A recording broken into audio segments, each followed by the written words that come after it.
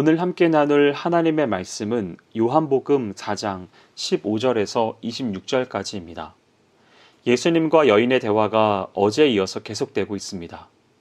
예수님이 가서 남편을 불러오라고 하자 여자는 자기에게 남편이 없다고 답합니다.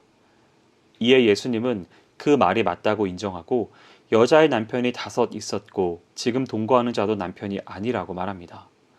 대화가 엉뚱한 방향으로 흘러가는 것처럼 보이지만 여기서 관찰할 수 있는 부분이 있습니다. 첫째, 예수님의 주도권입니다. 이 주제로 인하여 대화의 주도권이 예수님에게로 완전히 넘어가게 됩니다. 둘째는 여자의 상황입니다. 일반적으로 여자의 많은 남자를 그녀의 성적 욕망이나 쾌락 추구와 연계해 이해하곤 했습니다. 그러나 결혼을 꼭 성적 영역과 연결해 생각해 볼 필요는 없습니다. 어떤 이는 이 여자를 창녀로 보기도 하지만 본문에 그러한 증거는 존재하지 않습니다. 오히려 이 여자는 죄로 망가진 세상에서 특별히 당시 사회의 경제적 차원에서 고통당했던 사람일 가능성도 있습니다.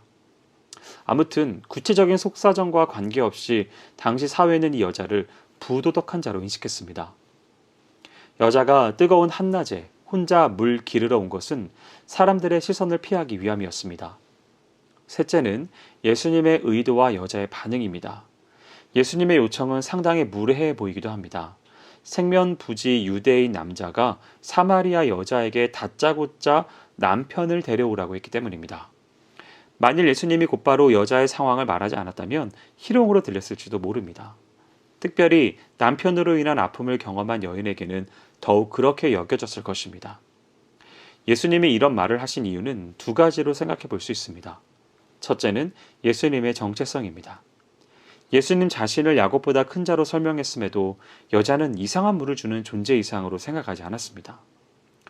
이에 예수님은 그녀의 모든 것을 알고 있음을 보여주어 자신을 드러내십니다. 나중에 여자는 이것으로 예수님을 증거하게 됩니다. 또 다른 하나는 여자의 상황 인식입니다. 그녀는 삶에 지친 목마름과 하나님의 선물인 생명수의 필요성을 인식하지 못하고 있습니다.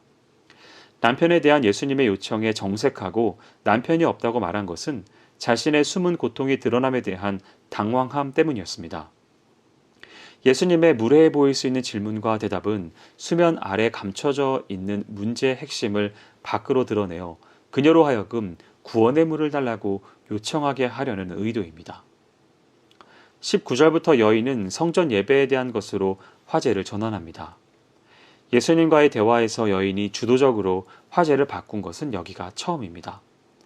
1차적 의도는 남편이란 껄끄러운 주제를 벗어나는 것일 수 있습니다. 그러나 여인의 질문에는 또 다른 의도를 생각할 수 있습니다. 이는 예수님을 선지자로 부르는 데 있습니다. 앞서 유대인 남자로 부르고 야곱보다 크지 않은 자로 여긴 것에 비하면 큰 발전입니다. 예수님이 자신의 과거와 현재를 알고 있는 것에 놀랐지만 한편으로 예수님에 대한 인식 변화가 생겼음을 알 수 있습니다. 예수님은 여인의 말에 응답하여 새로운 예배에 대해 가르칩니다. 그는 자기 말을 믿으라고 말하면서 여인의 바른 반응을 촉구하며 설명을 진행합니다. 예수님의 설명 속에는 참 예배가 무엇인지가 담겨 있습니다. 첫째는 예배의 초점입니다. 여인의 질문은 누가 어디서 예배를 드리는가에 집중했지만 예수님은 아버지에게 집중합니다. 하나님이 예배의 대상이며 중심임을 강조한 것이죠.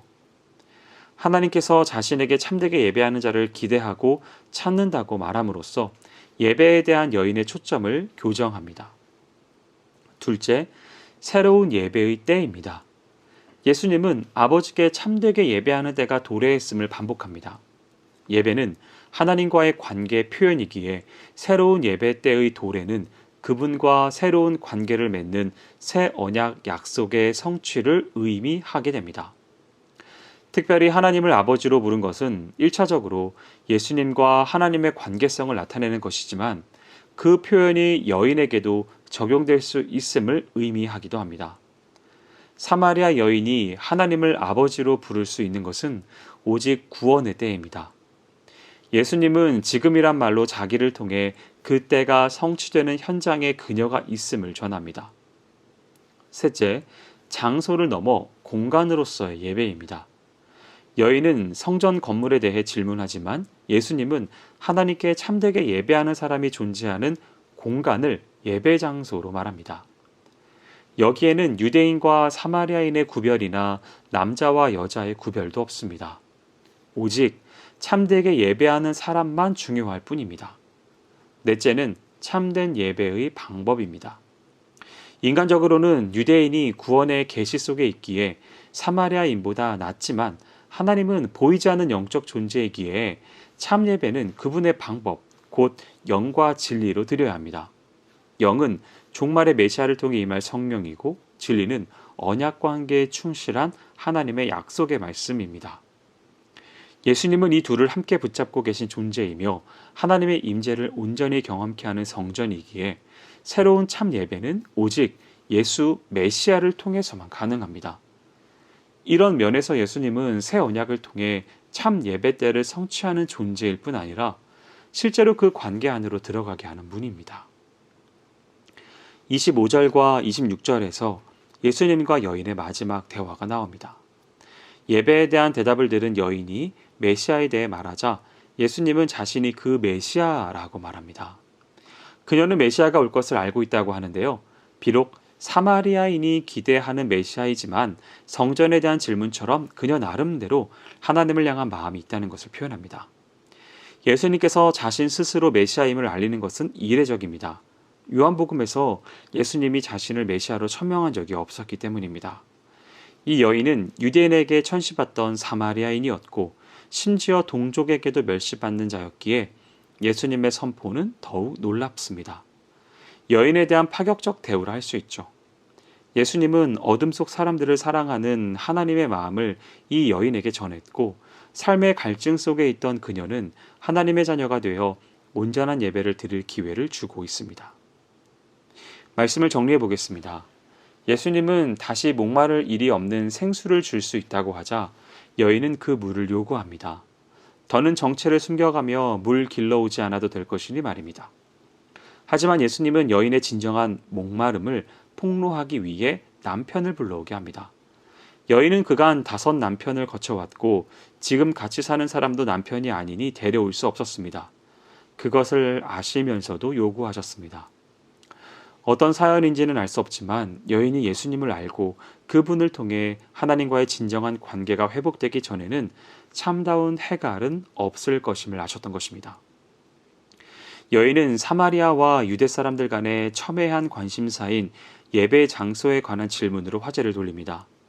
정말 궁금해서인지 남편 이슈가 불편해서인지 알 수 없습니다. 하지만 그녀는 몰랐겠지만 둘은 밀접한 관련이 존재했습니다. 진정한 해갈은 참된 예배의 회복에서 시작하기 때문입니다.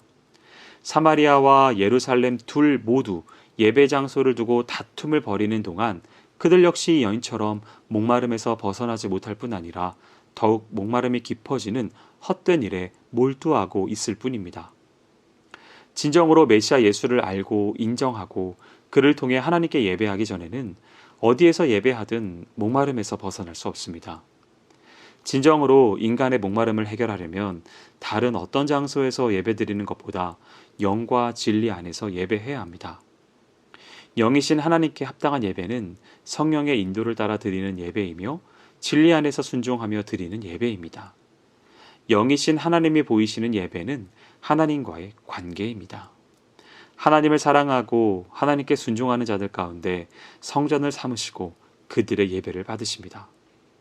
이제 사마리아 여인에게는 참다운 예배를 드릴 때가 온 것입니다. 바로 그 앞에 계신 예수님을 바로 알고 바로 경배하는 것에서부터 시작되었습니다. 사랑하는 여러분, 갈증을 느낄 때면 이미 탈수가 많이 진행된 상태입니다. 성령과 진리에 대한 갈급함을 느낀다는 것은 이미 영혼이 메말라 있는 상태임을 반증합니다. 외형적인 부나 명예나 권력에 취하여 탈수를 방치하고 있지는 않으신가요? 정직하게 자신을 돌아보고 가난한 심령으로 주님 앞에 나아오십시오. 그러할 때 오늘 여인을 만나주신 주님의 그 사랑이 전해지시기를 주님의 이름으로 축원드립니다. 기도하겠습니다. 사랑과 은혜가 많으신 하나님 아버지, 우리에게 진정한 생수를 얻는 길을 허락하신 주님으로 인하여 감사드립니다. 우리 안에 영원히 목마르지 아니하는 그 생수로 말미암아 진정으로 주님께 참되게 예배하는 자들로 나아갈 수 있도록 우리를 인도하여 주시옵소서. 행하실 주님을 기대하오며 모든 말씀 예수님의 이름으로 기도합니다. 아멘.